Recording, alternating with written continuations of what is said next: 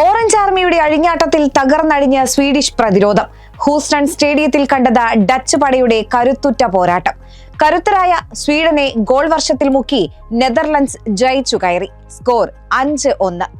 മരണ ഗ്രൂപ്പായ എഫിൽ നിന്ന് 4 പോയിന്റ് നേടി ഓറഞ്ച് പട രണ്ടാം റൗണ്ട് പ്രതീക്ഷകൾ സജീവമാക്കി. ആദ്യ മത്സരത്തിൽ ജപ്പാനോട് സമനില വഴങ്ങിയ നെതർലൻഡ്സിന് ജയം അനിവാര്യമായിരുന്നു.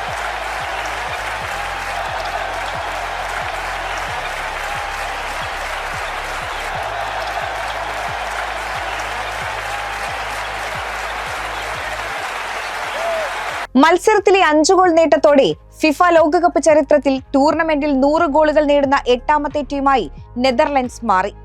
അതേസമയം ആദ്യ മത്സരത്തിൽ ടുണീഷ്യയെ 5-1 തോൽപ്പിച്ച സ്വീഡന് അതേ സ്കോറിന് ഡച്ച് പടയോട് തോൽവി വഴങ്ങേണ്ടിയും വന്നു.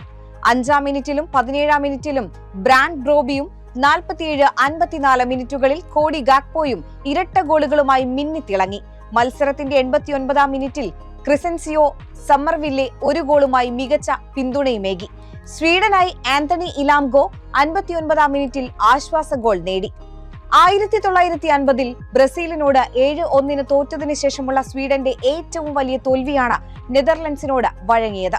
ഒരു വ്യാഴവട്ടക്കാലത്തെ ശാപം തീർത്ത ജർമ്മനി 2014 ലോകകപ്പ് നേട്ടത്തിനു ശേഷം പിന്നീട് വന്ന 2 ലോകകപ്പുകളിലും നോക്കൌട്ട് കാണാതെ പുറത്തായ സംഘം ഐവറി കോസ്റ്റിനെതിരെ നാടകീയ വിജയം നേടി. ആദ്യ പകുതിയിൽ 1 ഗോളിന് പിന്നിട്ടു നിന്ന ശേഷം 2ാം പകുതിയിൽ 2 ഗോളുകൾ നേടിയാണ് 2ാം റൗണ്ടിലേക്ക് പ്രവേശിച്ചത്. പകരക്കാരനായി ഇറങ്ങി ഇരട്ട ഗോൾ നേടിയ സൂപ്പർ സബ് ഡെനിസ് ഉണ്ടവാണ് ജർമ്മനിക്ക് സൂപ്പർ വിജയം നൽകിയത്.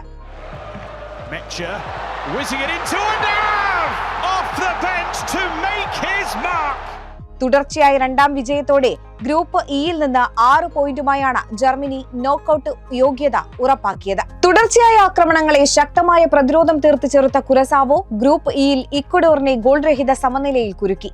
അരങ്ങേറ്റ ലോകകപ്പ് കളിക്കുന്ന കുരസാവോ ഈ മത്സരത്തോടെ അവരുടെ ആദ്യ പോയിന്റും സ്വന്തമാക്കി.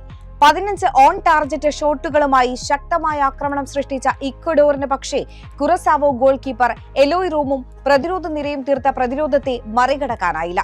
ജർമ്മനിക്കെതിരെ 7 ഗോളുകൾ വഴങ്ങിയ കുരസാവോ 2ാം മത്സരത്തിൽ 5 പ്രതിരോധ താരങ്ങളെയാണ് അണിനിരത്തി കളത്തിലിറങ്ങിയത്.